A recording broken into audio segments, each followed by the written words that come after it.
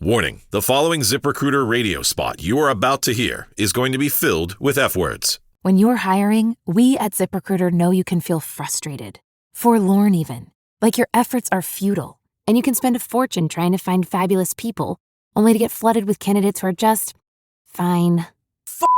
Fortunately, ZipRecruiter figured out how to fix all that. And right now, you can try ZipRecruiter for free at ZipRecruiter.com/zip. With ZipRecruiter, you can forget your frustrations because we find the right people for your roles fast, which is our absolute favorite F word. In fact, 4 out of 5 employers who post on ZipRecruiter get a quality candidate within the first day. Fantastic. So, whether you need to hire 4, 40, or 400 people, get ready to meet first-rate talent. Just go to ZipRecruiter.com/zip to try ZipRecruiter for free. Don't forget, that's ZipRecruiter.com/zip. Finally, that's ZipRecruiter.com/zip. Hi, I'm Richard Karn, and you may have seen me on TV talking about the world's #1 expandable garden hose. Well, the brand new Pocket Hose Copperhead with Pocket Pivot is here, and it's a total game changer. Old-fashioned hoses get kinks and creases at the spigot, but the Copperhead's Pocket Pivot swivels 360 degrees for full water flow and freedom to water with ease all around your home. When you're all done, this rust-proof anti-burst hose shrinks back down to pocket size for effortless handling and tidy storage. Plus, your super light and ultra-durable Pocket Hose Copperhead is backed with a 10-year warranty. What could be better than that? I'll tell you what, an exciting exclusive offer just for you. For a limited time, you can get a free Pocket Pivot and their 10-pattern sprayer with the purchase of any size Copperhead hose. Just go to getcopperhead.com. That's getcopperhead.com for your 2 free gifts with purchase. Getcopperhead.com. Message and data rates may apply. See terms for details. This episode is brought to you by Progressive Insurance. Do you ever think about switching insurance companies to see if you could save some cash? Progressive makes it easy to see if you could save when you bundle your home and auto policies. Try it at Progressive.com. Progressive Casualty Insurance Company and Affiliates. Potential savings will vary. Not available in all states. You're listening to the Archaeology Podcast Network. You're listening to the Great Plains Archaeology Podcast. Join me as we uncover the rich histories of North America's Great Plains, exploring the latest archaeological discoveries and past cultures that shape this storied region. Welcome to the podcast.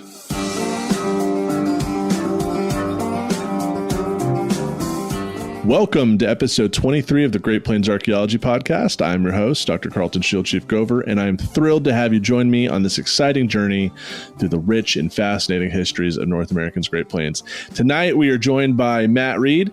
Matt Reed is the Tribal Historic Preservation Officer for the Pawnee Nation, as well as the Chowie Band First Chief. Right? You're still First Chief after last weekend's elections?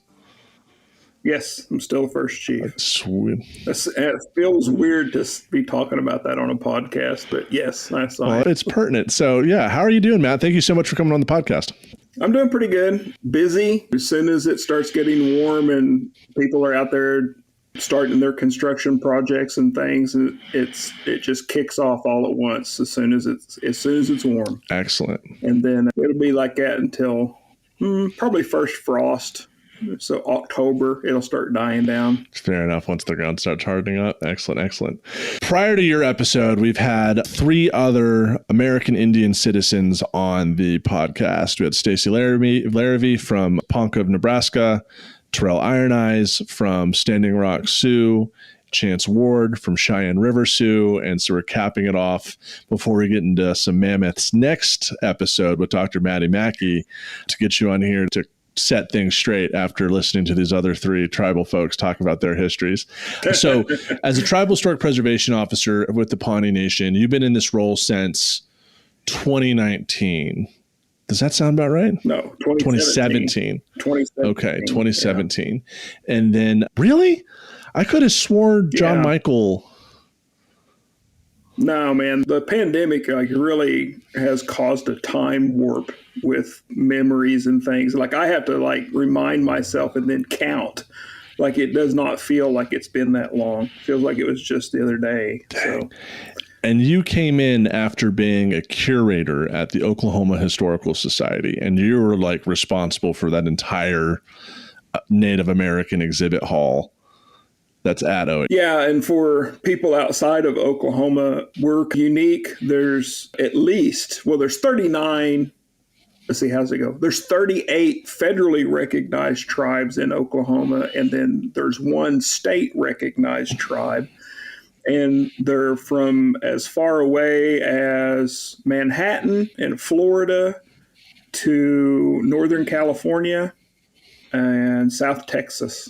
So it's everything in between as well. And the people that are here, they came from all four corners of the continent. Even before Europeans showed up, they were moving around and migrating. And so it's really interesting. But I guess the biggest change is like being able to focus on my own tribe and there's a lot of stuff I don't have to do research on because I know it. Whereas with other people, I have to do a deep dive into why do they do this and why do they do that. Fair enough. I bet it's nicer just to work with your own people and already have that background knowledge and be much more invested into those deep dives when you do have to work with the Cultural Resource Division or the other chiefs to identify not necessarily a problem, but sleeping knowledge. Yeah. Sometimes it's interesting too. It makes it very personal. There's been times where I've been working on my own family's allotment and projects that were going to infringe on where our ancestors were buried. Not our ancestors, where my great uncle, if you're thinking about European relatives. But it's interesting too if I do ethnography reports and they say, well, we've got this opportunity to bring somebody, the elders and knowledge keepers from your tribe. In the back of my mind, I'm like, well, I'm definitely a knowledge keeper and I'm rapidly advancing towards the elder age. So it's just bizarre. It's like thinking of people that I see every day. It's they're like experts. And no, it's just bizarre. I can imagine. So what does a tribal historic preservation officer do? So when we had Stacy on, Stacy briefly talked about NATHPO, but we didn't dive into it too much. So you're the first current THPO we've had on the show. By this time, this episode's coming out in June, and there's been a lot of talk here in May about the National Historic Preservation Act and Section 106. So what is it a tribal THPO does? Well, that's a good question. It's a lot of things. I think the Historic Preservation Act and all the legislation that created THPOs back in the 90s, their intent for what a THPO does is probably a little bit different than what I actually do. I assume that every other tribe's the same way. So you're supposed to, I guess by definition, you're supposed to review all these infrastructure projects that are coming in from any and all entities that take federal money that are developing whatever. So that federal money works just like NAGPRA does. That federal money allows us to have a say and to get to review what this project is, where it's at, if it's going to be some kind of impact on our culture. So that culture could be religious, it could be historical, it could be ethnobotanical, and then biological. So impacting animals, habitat for certain kinds of animals that play a role, with us in particular, with our sacred bundles or our doctor's lodge and things like that. And so it rapidly escalates just because of the differences in cultures. And so I've created so many databases I go off into language. I've had to learn botany, European nomenclature, as well as Pawnee nomenclature and how we categorize things, the same way with animals. And then you have to cross-reference all that with your culture. So it's like when you go out and let's say you're going to cut some dogwood limbs to make hand game sticks or to make we've actually made arrows, but rattlesticks. There's a multitude of things you can do with the dogwood. So you have to know, culturally, you're not just going to go out there with a pair of limb cutters and start cutting away. There's things that you have to do, pray and put down tobacco and all this other. And then when you get it, know when to get it, know what it looks like. And it grows and grows. And it's like that with language, with our traditional or our historical clothing, our practices, things that we used to do that we don't anymore, buffalo hunting, how that plays out even today with our modern culture as far as like camping and the protocols of camping with a group of people that may or may not be your relatives, and all of the social dichotomy that comes in with operating around that. So on the tribal side, it just keeps growing. And then I get pulled in on different projects. Somebody wants to do something with our elementary school kids, and they want to teach them wildflowers and things that were important to Pawnee. So now I've got to stop all my review stuff, and I have to go over here and think about how am I going to teach all these little kids about something that you don't learn out of a book. You can't go to school and learn this. This is things that you learn by talking to the people in the community, talking to elders, knowledge keepers, like what I was talking about. And so it gets to be very traditional sometimes, and then cross-referencing like this intellectual background that comes from universities and things. So it's an interesting job. I can imagine. Through being in my position and like getting to speak to different members across the country who belong to American Indian nations, I've quickly realized not every THPO does the same thing. Like, even though you all share the same title, you all come across your position in a different way. And you come at it from a very like holistic, not just cultural material heritage and compliance with 106, but as in a holistic sense of cultural preservation that exceeds beyond just the archaeological record. Yeah. And I think it's developed as I worked in the job, because when I first came here, I was like, oh, heck, I can do this. This is just historic sites and keeping track of this and writing form letters and sending it out. No problem. And it's just grown incrementally over time.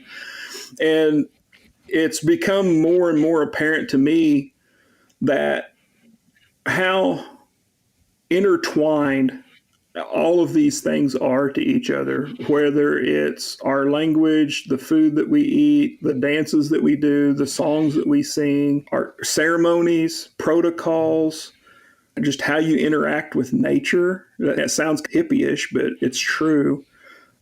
Politeness and rudeness, and what one society thinks is polite and what the other society thinks is polite. And it goes all over the place. And you're constantly, there's been times where I feel like one of those Old West movie interpreters where you're going back and forth between these two groups. And it's very strange. You find yourself in some strange situations where you have to shake your head and say, this is a wild ride.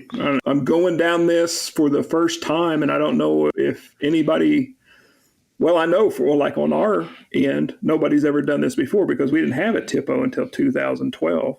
And so this is all just new territory. I've been inventing it as we go. Hope I've been doing a good job. So somebody 20 years from now just pulls open a drawer and goes, oh my God. I didn't mean to giggle there, but when you said hippie-ish, the first thing that came to my mind was that Menominee THPO we chatted with at dinner, talking about all the different names for trees and like walking among the forests.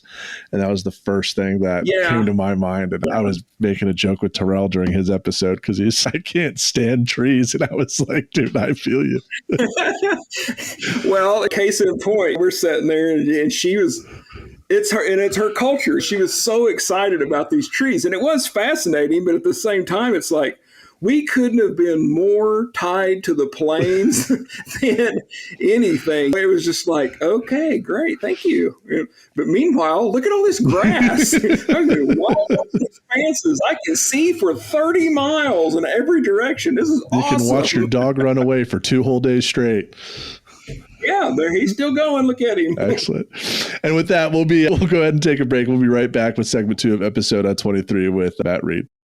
Hi, I'm Richard Karn. and you may have seen me on TV talking about the world's #1 expandable garden hose. Well, the brand new Pocket Hose Copperhead with Pocket Pivot is here, and it's a total game changer. Old-fashioned hoses get kinks and creases at the spigot, but the Copperhead's Pocket Pivot swivels 360 degrees for full water flow and freedom to water with ease all around your home. When you're all done, this rust-proof anti-burst hose shrinks back down to pocket size for effortless handling and tidy storage. Plus, your super light and ultra-durable Pocket Hose Copperhead is backed with a 10-year warranty. What could be better than that? I'll tell you what, an exciting exclusive offer just for you. For a limited time, you can get a free pocket pivot and their 10-pattern sprayer with the purchase of any size Copperhead hose. Just go to getcopperhead.com. That's getcopperhead.com for your 2 free gifts with purchase. Getcopperhead.com.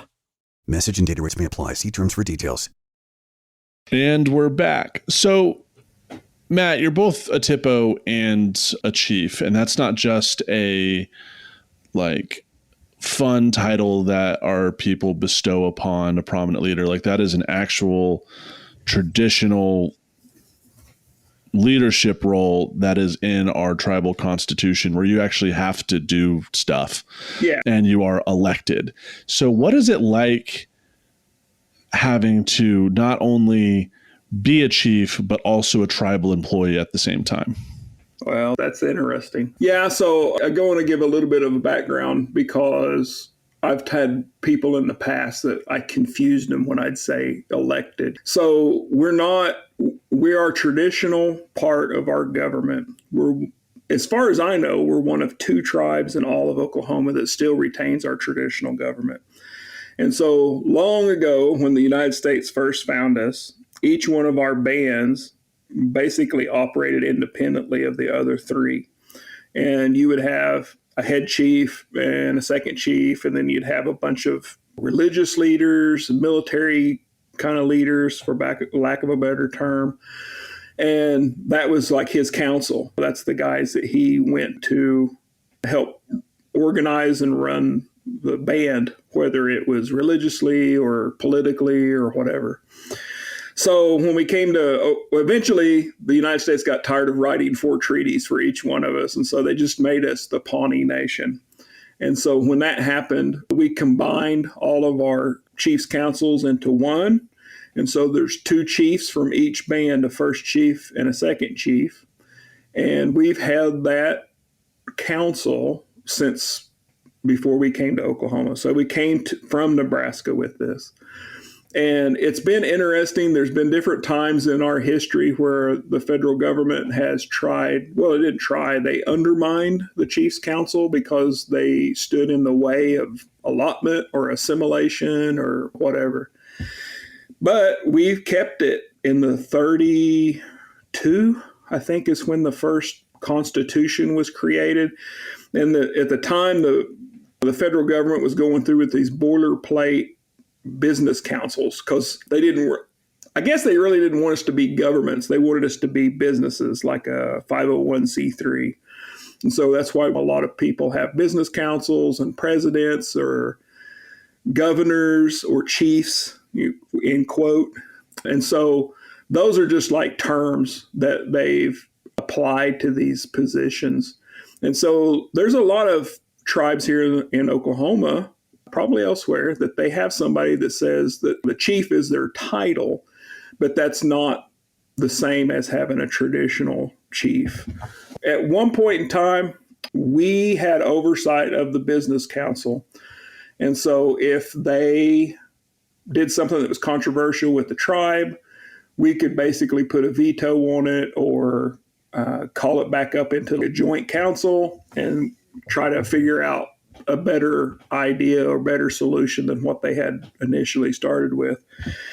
And slowly over time, in my lifetime, there was some controversy, personalities, and they rewrote the Constitution and they removed the Chiefs Council to a position that we have currently, which now we have oversight and say in like treaties, if you're going to be giving up land, or enrollment, so who can and can't be Pawnee, And sometimes over the protection of our people. And so that's come up with like domestic violence and substance abuse and just different periods where we had something crazy kind of going on with the tribe that was threatening people. We've weighed in on it.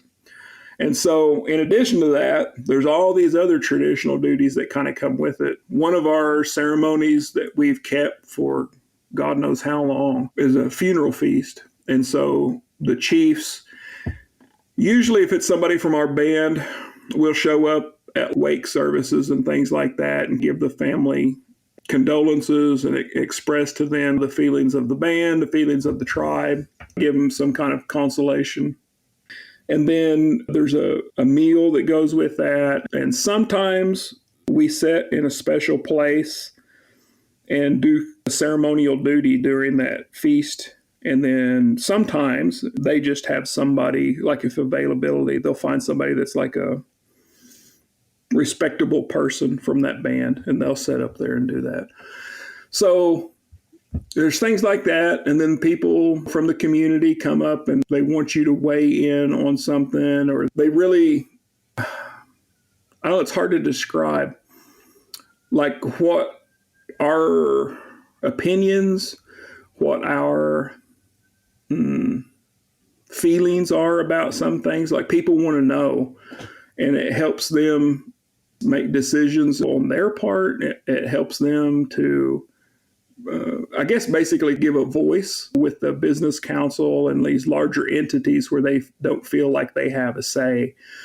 And so we do a lot of things like that. We participate in dances. We've got a special place that we set for those dances and things. And you have to have a lot of integrity. You have to be cognizant of things that you say, things that you do, the way you dress. You can't just be like before I was put on the Chiefs Council, I was a goofy guy, like to have fun, cut up, just normal behavior. And once you got put on that, boy, it's all different. You have to be real cognizant of the appearances, and especially because of kids. It's like we worry about them as role models and giving them guidance in life.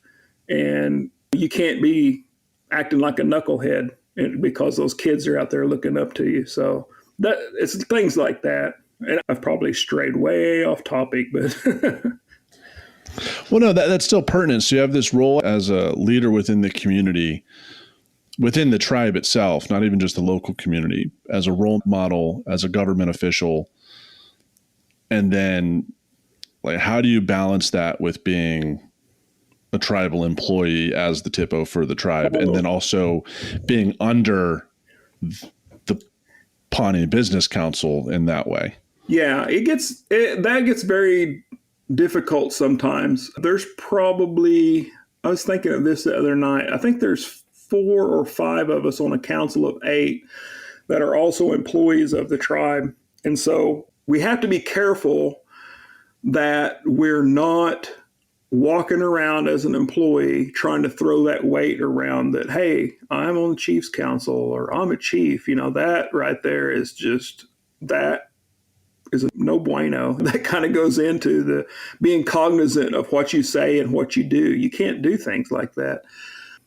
I have to be careful about expressing my opinions during elections.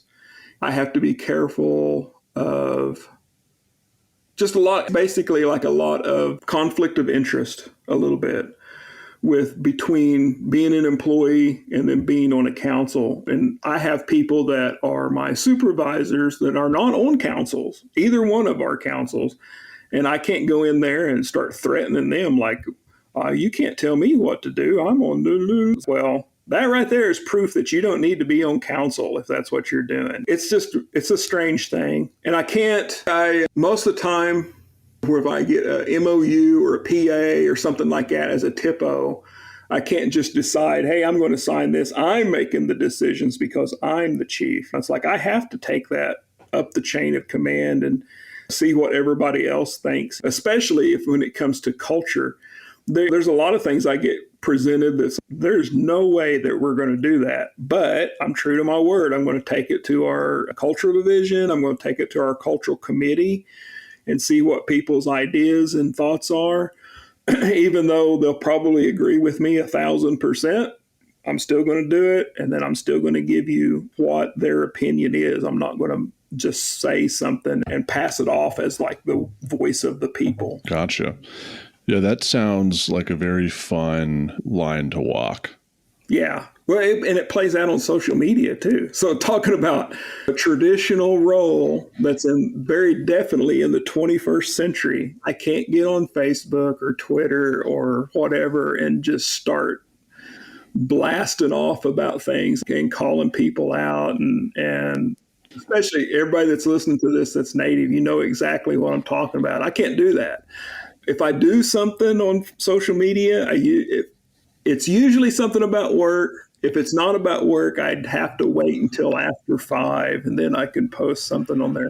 And then there's not going to be any swimsuit models and riders and things like nerdy stuff. There's a lot of nerdy stuff. Fair enough. So while you're also navigating just tribal politics within the Pawnee Nation, how are you navigating federal and state bureaucracies in order to assert Pawnee sovereignty back in homelands and in Oklahoma? Ooh, that gets tricky sometimes. One, well, we have some things in our government that's designed to prevent individuals from committing the tribe to something without some kind of overview from business council. And so that's a good thing for just all of us as employees. But it doubles down when it comes to sovereignty. So I was trying to think of like a specific, I have one specific instance in mind, but that's not the best example. I'm trying to think of a good one. I have to look at these agreements that we enter into. Are you really consulting with the tribe? Are you really taking into heart what our concerns are, what our wishes are? Or are you just looking for a rubber stamp? I have to think of what is our policy as a tribe at any current situation. Here, a few years ago, we were really concerned with fracking, the dumping of fracking water into streams. Here in Oklahoma, we have better EPA standards than the state does. And I would look at some of these projects that were in Kansas or Colorado or Nebraska, and I would have to start thinking now, if this was in Oklahoma, we would be looking at this in completely different light. I have to be concerned about the environment sometimes when I really just want to focus on history. Yeah, it gets a little strange. And at times I find myself having to explain sometimes why this is a threat to our sovereignty, going round and round with state agencies that don't want to give you information. And here in Oklahoma, probably just because we're a tribal government for no other reason. And so trying to get the executive director or the business council or somebody with signature authority to understand why what I'm telling them is important, that we can't just rubber stamp hey, they want to build a ditch through here, but they're not telling me this information or not telling me that information. And that's a threat to our sovereignty because they're able to disregard us and not treating us as a tribal government, not treating us as a one-to-one or government-to-government relationship, looking down on us. It's that gets interesting when I have to stop and have to explain to them why this is important. And I have problems with that too, just as a person. It's me, my personality, is that sometimes I don't do a very good job of explaining things. It makes sense in my head, and I get frustrated because it doesn't make sense to somebody else. And I have to stop and take a deep breath and try to figure out what it is that they're not seeing and then explain to them why, my point of view. It's a personal challenge sometimes. Absolutely. And as we start closing out this episode, Matt, what do you hope preservation, like Pawnee Nation preservation, will look like for the next generation? Ooh. I think, honestly, and I touched on it with that last little bit, I want to see us more and more viewed by outside entities as an equivalent to the state of Nebraska, the state of Kansas, the state of Oklahoma, and quit treating us as a slightly less entity that they have to deal with just because it's law.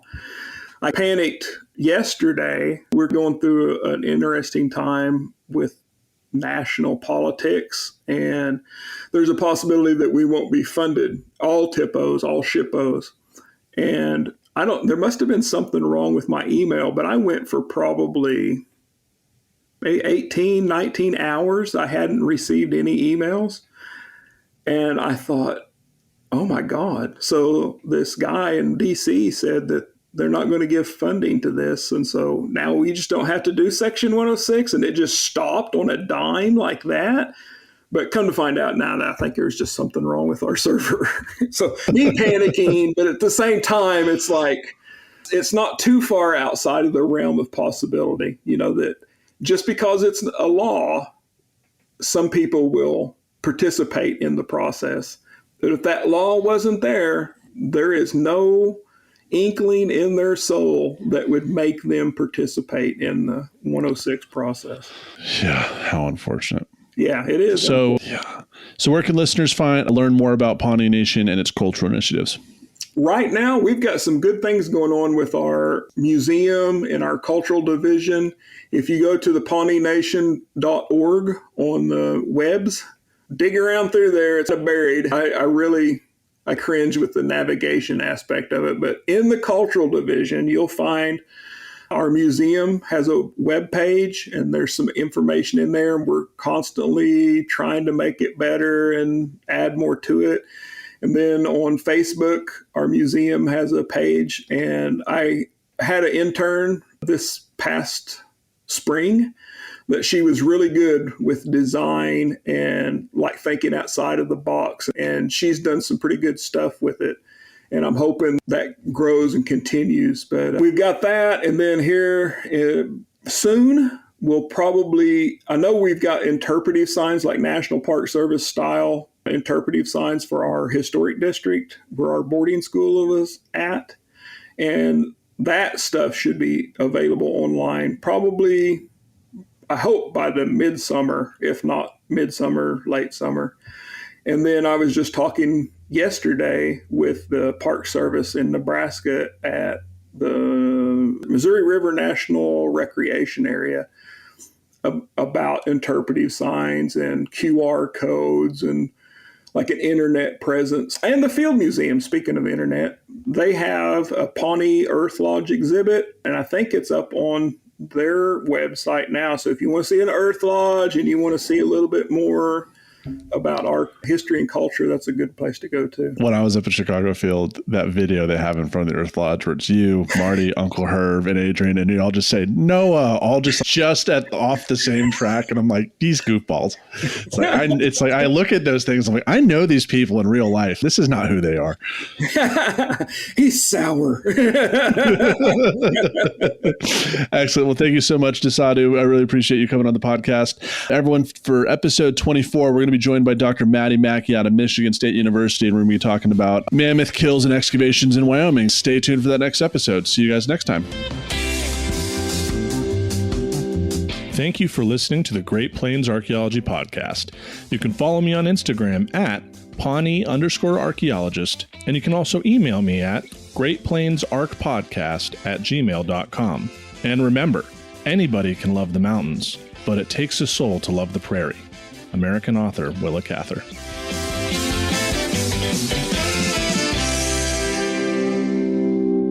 The Archaeology Podcast Network is 10 years old this year. Our executive producer is Ashley Airy, our social media coordinator is Matilda Siebrecht, and our chief editor is Rachel Roden. The Archaeology Podcast Network was co-founded by Chris Webster and Tristan Boyle in 2014 and is part of Cultural Media and DigTech LLC. This has been a presentation of the Archaeology Podcast Network. Visit us on the web for show notes and other podcasts at www.archpodnet.com. Contact us at chris@archaeologypodcastnetwork.com.